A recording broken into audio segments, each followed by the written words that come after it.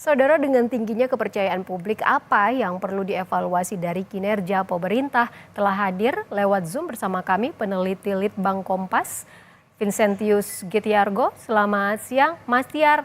Anda melihat bagaimana dengan analis Litbang tingkat kepercayaan publik ini? Ya, kita melihat tingkat kepercayaan publik yang tinggi ini, pertama ini sebagai harapan besar ya, menyambut pemerintahan baru.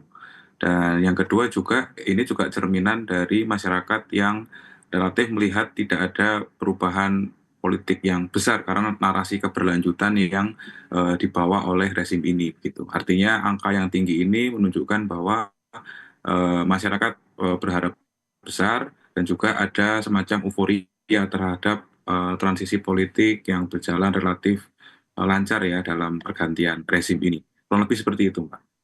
Ini kan kalau bisa dilihat yang paling banyak alasan puas adalah politik dan keamanan ya.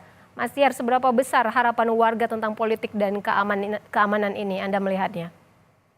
Ya, kembali lagi sebenarnya ini juga masih menjadi konfirmasi ya dari hipotesis bahwa memang resistensi politik dari masyarakat itu cukup rendah sehingga membuat kepuasan itu tinggi gitu.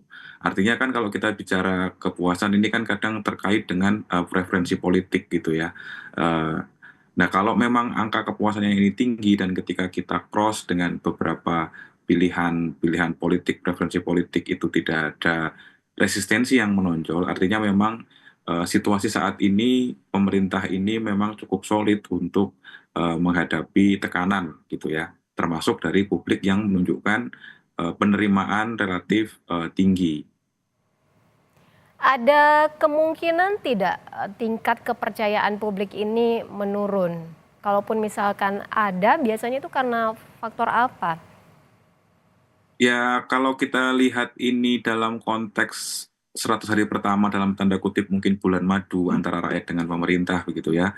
Nah, tinggal nanti bagaimana kita melihat di waktu-waktu ke depan begitu. Apakah memang narasi keberlanjutan dan juga program-program khas yang dijanjikan oleh pemerintahan Prabowo Gibran sewaktu kampanye misalnya itu benar-benar terwujud gitu. Nah, kalau memang dalam perjalanan ternyata ada situasi yang ternyata tidak sesuai yang diharapkan publik, tentu ada resiko-resiko bahwa memang kepuasan publik akhirnya nanti akan menurun.